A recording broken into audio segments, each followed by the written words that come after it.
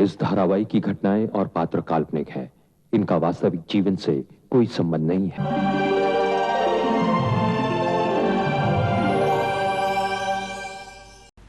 इतनी निर्दयी नहीं होती थी मैं तो किसी तरह जी लूंगी, लेकिन अगर मैं बोल देती तो मन की पत्नी पर क्या गुजरती। दीदी, मेरा घर संसार, मेरी दुनिया तो उजड़ ही चुकी है। मैं नहीं चाहती कि किसी और का घर संसार उजाड़ो। कुंती,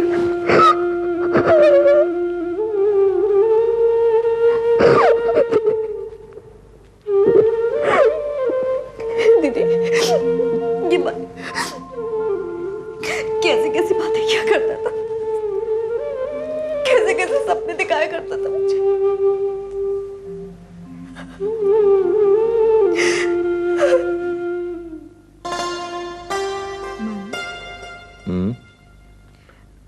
जब हमारी शादी हो जाएगी तो मैं एक पल के लिए भी तुम्हें अपने से दूर नहीं जाने दूंगी, हमेशा तुम्हारे साथ रहूंगी।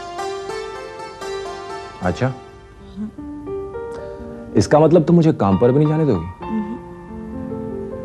भाई अगर मैं काम पर नहीं गया तो फिर पैसे कौन कमाएगा? और फिर हम लोग खाएंगे पिएंगे क्या? मुझे खाने पीने किसी की भी परवाह नहीं है, मुझे सिर्फ तुम्हारा साथ चाहिए। चलो अच्छा, मान लिया कि तुम मेरे साथ और मेरे प्यार के सहारे जी लोगी, लेकिन हमारे बच्चे होंगे, उनका क्या? बच्चे? तुम्हें बच्चे पसंद है? भाई अब शादी करेंगे तो बच्चे तो होंगे ना? नहीं, पहले तो मेरे सवाल का जवाब दो। तुम्हें बच्चे पसंद है? हाँ, बहुत पसंद है मुझे बच्चे, और इतने पसंद हैं कि मैंने सोच रखा है कि हम लोग शादी के बाद बच्चों की एक फौज इकट्ठा करेंगे। फौज? हाँ? क्यों? उस फौज को युद्ध में भेजना है क्या? अरे नहीं, पता है मैं क्या चाहता हूँ? शादी के बाद हम लोग घर से बाहर निकलें तो 10 बच्चे आगे 10 बच्चे पीछे, कुछ इधर और कुछ उधर। अच्छा। देखने वालों को लगना चाहिए कि भाई एक परिवार जा रहा है। मुझे परिवार चाहिए, जुलूस नहीं। हाँ ठीक है। अच्छा एक बात बताओ, तुम्हें बेटा चाहिए या बेटी?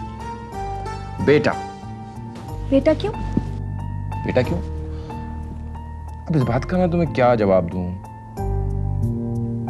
हाँ देखो, बेटा जो है आखिरकार बेटा होता है, अंत में माँ बाप के वही काम आता है। बेटियों का क्या है, शादी के बाद वो किसी और के घर चली जाती है। अच्छा पता है मैं बेटे का नाम क्या रखूंगा? क्या? राम प्रसाद। अच्छा नहीं है? राम बिहारी कैसा रहेगा? छी, मुझे कोई नया नाम चाहिए आज के जमाने का। ओहो, तुम नाम के पीछे क्यों पड़ी हो अभी से? जब बच्चा होगा सोच लेंगे। नहीं, मुझे अभी से सारी तैयारी कर लेनी है। तुम क्यों फिक्र करती हो कुंती, मैंने सब दिमाग में सोच रखा है। पता है हमारा बच्चा जो होगा वो लाखों में एक होगा, जिसे देखकर लोग हैरान हो जाएंगे। और पता है मैं उसे यहाँ नहीं पढ़ाऊंगा, मैं उसे पढ़ने के लिए विदेश भेजूंगा।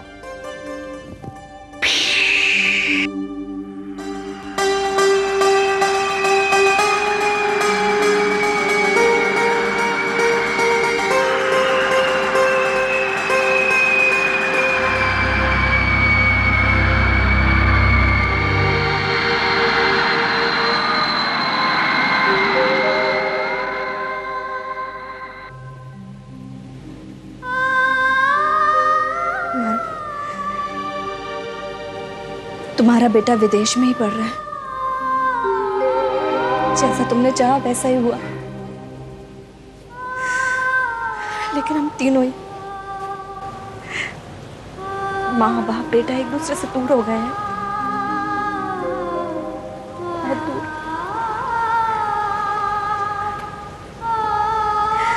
मन, क्या हम कभी मिल पाएंगे या नहीं?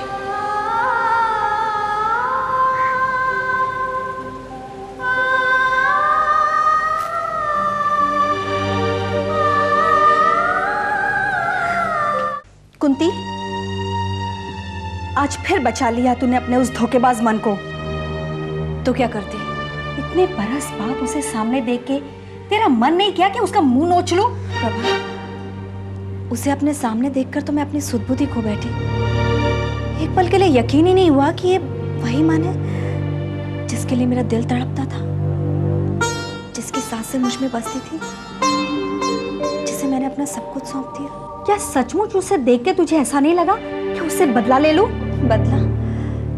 उससे बदला लेने से क्या मुझे मेरी जिंदगी, मेरा बच्चा वापस मिल जाएंगे? अरे बच्चा तो बात की बात है, उसने तेरे प्यार, तेरे जिंदगी के साथ खिलवाड़ किया है, तेरे भोलेपन का फायदा उठाया है, अपमान किया है तुम्हारा। जिस अपमान को इतने बरस तक सहन कर लिया, तो अब क्या? तो अब क्या? अब तेरी सारी तकलीफें खत्म हो गई है क्या? जो इस तकलीफ का कारण है, तू उसे छोड़ कैसे सकती है? क्या तूने उसे माफ कर दिया है? माफी तो उसे भगवान भी नहीं दे सकता प्रभा। तो फिर तूने उसे जाने क्यों दिया? तेरे पास अच्छा मौका था, बाबूजी के सामने तो उसको गालियां देती, धिक्कारती, कम से कम उन्हें पता तो चल जाता। पता चल जाता तो क्या होता प्रभा? क्या बाबूजी मेरी बात पर यकीन कर लेते? क्यों नहीं? कोई भी बाप उस आदमी को बर्दाश्त नहीं कर सकता जिसने उसकी बेटी की जिंदगी बर्बाद की है। तुझे किसी बात का डर है क्या? डर? अब किस बात का डर है? और वैसे भी ये बात किसी से छिपी है क्या? लेकिन वो तो छिपा फिर रहा है ना, बेदाग। तेरे इस चुप्पी का कोई फायदा नहीं कुंती। फायदा और नुकसान व्यापार में देखा जाता है प्रभा, प्यार में नहीं। जिसे तू प्यार समझती है वो धोखा है, फरेब है, चालाकी है। उसे जो कुछ करना था वो कर चुका है, अब मुझे उससे कोई उम्मीद नहीं प्रभा। और वैसे भी उसे गालियां देने से या भला बुरा करने से कुछ बदल तो नहीं जाएगा ना? मैंने सब कुछ सुन लिया है कुंती, तेरे खामोश रहने से ही वो गुनहगार बचा हुआ है। तेरे बाबूजी तक उसकी इज्जत करते हैं, अब उन्हें कौन बताएगा कि ये वही मन है जिसने उनकी बेटी की इज्जत लूटी? अब मुझे इज्जत, मान, मर्यादा कुछ नहीं चाहिए, मुझे चाहिए तो सिर्फ अपना बेटा। उसे देख के तेरे मन में कुछ भी महसूस नहीं हुआ? नफरत तक पैदा नहीं हुई? नफरत तो इतनी हुई कि इसने मुझे पत्थर का बना दिया। आज मिला था मुझे तो मैंने उसकी आंखों में डर देखा।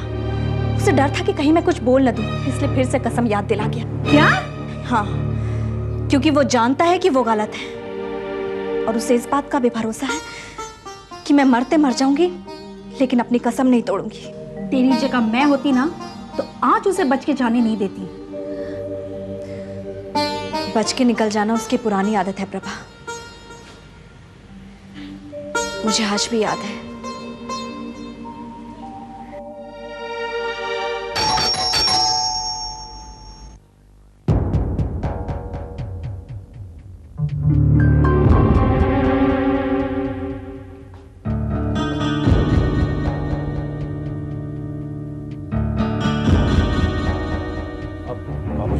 तो अभी तक यहाँ क्या कर रहा है? जी मैं वो टिफिन लेने आया था। 2.5 घंटे पहले तू डिस्पेंसरी से निकला है और अभी तक टिफिन तैयार नहीं हुआ है। तेरा इंतजार करने के बाद मुझे यहाँ आना पड़ा। मैं क्या करता बाबूजी, वो टिफिन तैयार नहीं हुआ था। क्यों? कुलदीप, कुलदीप। जी बाबूजी। मन क्या कह रहा है? टिफिन तैयार क्यों नहीं किया था तूने?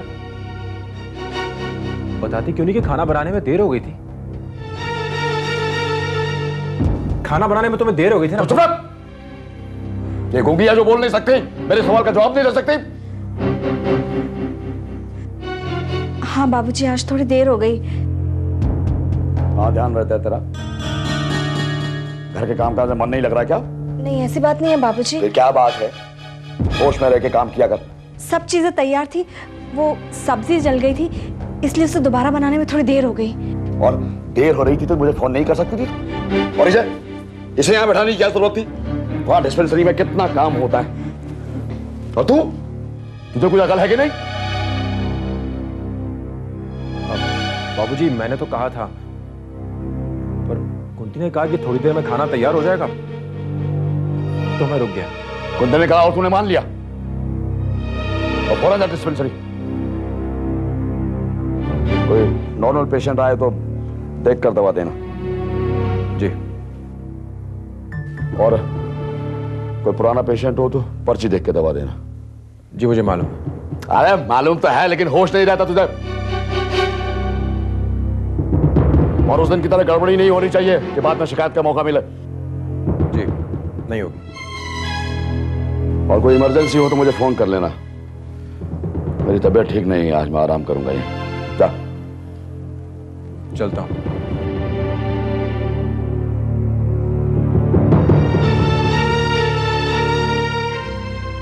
तू खड़े खड़े मुंह क्या देख रही है? चल खाना लगा। जी।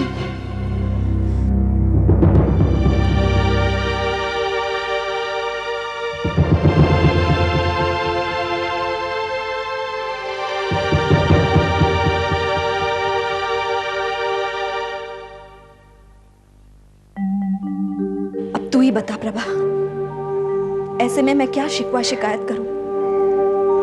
जब मन की आत्मा ने उसे धिक्कारा नहीं, जब समाज के सामने उसने अपने बच्चे, अपने प्यार को स्वीकार नहीं किया, तो फिर किस मुंह से मैं उसे कटघरे में खड़ा कर दूं? तेरे इस तरह से चुप रहने से उसे कोई सजा नहीं मिलने वाली। अगर मेरा प्यार, मेरी भावनाएं सच्ची हैं, तो उसे सजा जरूर मिलेगी। कब मिलेगी? वो तो शादी करके मस्ती से जी रहा है और तुझे यहाँ छोड़ दिया है पूरी जिंदगी झुलसने के लिए। ये तो मैंने ही चाहा, ये रास्ता मैंने ही चुना, वरना तो मैं आत्महत्या भी कर सकती थी। आत्महत्या करने में कोई समझदारी नहीं थी। अगर मैं जी रही हूं तो इसमें मेरा निजी स्वार्थ है। हम सब लोग बहुत स्वार्थी होते हैं, हम जीते हैं तो सिर्फ अपने मतलब के लिए। तेरी बात सही है, लेकिन तू मन के मामले में जो चुप रही ना, वो मुझे अच्छा नहीं लगा। इस तरह तो ऐसे धोखेबाज लोगों को बढ़ावा मिल जाएगा। मैं तुझसे पूछती हूँ प्रभा, तुझे भी तो किसी ने धोखा दिया, तो तूने क्या कर लिया? अरे वो आज तक नहीं मिला मुझे, जिस दिन मिल जाएगा ना, ऐसी हालत करूंगी कि सारी जिंदगी याद रखेगा। छोड़ूंगी नहीं मैं उसे। नहीं होता प्रभा, जिससे कभी प्यार किया हो, चाहकर भी दिल उसे बद्दुआएं नहीं देता। जिससे नफरत है उससे कैसी हमदर्दी? और फिर यहाँ तो किसी को पता नहीं कि मन ने तेरे साथ खिलवाड़ किया है। पता हो जाएगा तो क्या हो जाएगा? जिंदगी तो नहीं बदल जाएगी। सब कुछ पता होने पर भी चुप्पी साधने की आदत होती है प्रभा। सरला दीदी को भी तो पता है कि मेरा बेटा कर्ण कहाँ है, वो भी तो नहीं बताती। उनका भी तो अपना स्वार्थ है। यही तो मैं तुम्हें समझा रही हूँ। सरला दीदी तो मन के बारे में भी जानती है, तो क्या उन्होंने मेरी मदद की? ऐसी हालात में मैं चुप हूं तो सिर्फ अपने बेटे की खातिर। बस मुझे मेरा बेटा मिल जाए, फिर मुझे अपनी जिंदगी से और कुछ नहीं चाहिए, कुछ नहीं।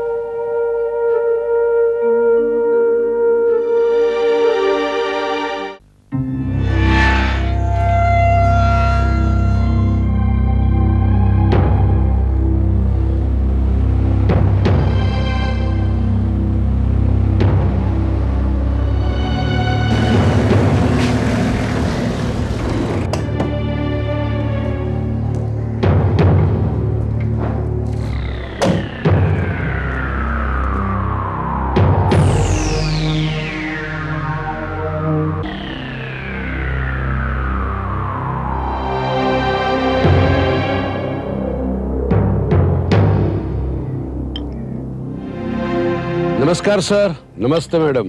आइए आइए सूरजमल जी, आइए। हम आप ही का इंतजार कर रहे थे, बैठिए।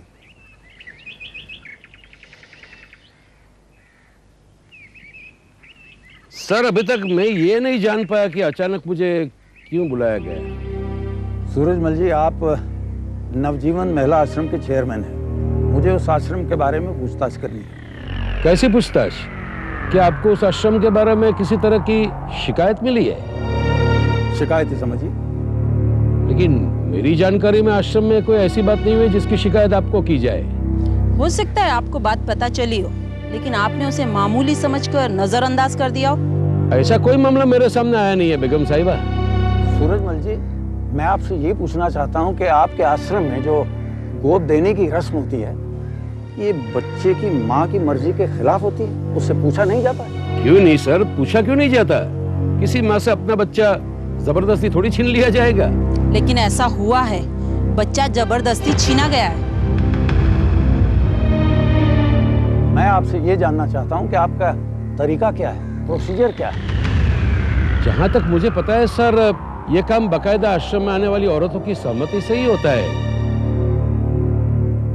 वो खुद अपने हाथों से सिग्नेचर करके आश्रम को ये अधिकार देती है कि उसका बच्चा किसी को भी गोद दिया जा सकता है। लेकिन आश्रम के कानून कायदों के खिलाफ भी काम हो रहा है और इसकी जिम्मेदारी आप पर है। बेगम साहिबा, मैं चेयरमैन जरूर हूँ, लेकिन वहां के कामकाज की जिम्मेदारी वहां की इंचार्ज सरला पर है, वही सब कुछ संभालती है। मेरे लिए परेशानी ये पैदा हो गई है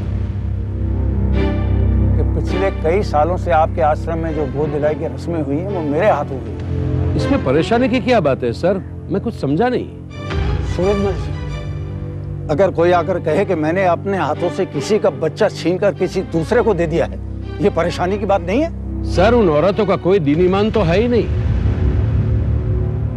न जाने कहां का पाप लेकर वो औरतें आश्रम में चली आती। Mister Surajmal, mind your language. आप ऐसी कोई बात ना करें।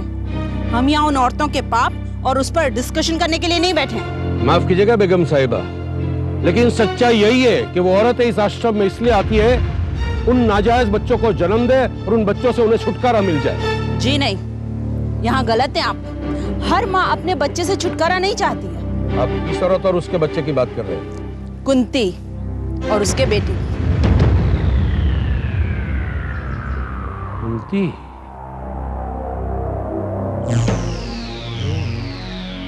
आप जानते हैं उसे? हाँ, बेचारी बहुत परेशान है सर। आश्रम में भी रोती हुई दिखाई देती है। हमें उसके बेटे का पता चाहिए, उसे कौन और कहां लेकर गया है। बेगम साहिबा, मुझे भी कुंती से बहुत हमदर्दी है। मैंने भी कई बार सरला से उसके बेटे के बारे में पूछताछ की, लेकिन वो बताने को तैयार ही नहीं है। आप उस आश्रम के ट्रस्टी चेयरमैन हैं। मैं ये जिम्मेदारी आपको सौंपता हूँ कि आप कुंती के बेटे के बारे में पता करके मुझे खबर दें। अब तक तो सरला ने मेरे पूछने पर भी नहीं बताया, फिर भी आपके कहने पर मैं पता लगाने की कोशिश जरूर करूंगा। जरा जल्दी, कुंती काफी दिनों से भागदौड़ कर रही है। ठीक है, अब मैं चलता हूँ। मैं सरला से पूछकर आपको इन्फॉर्म करूंगा।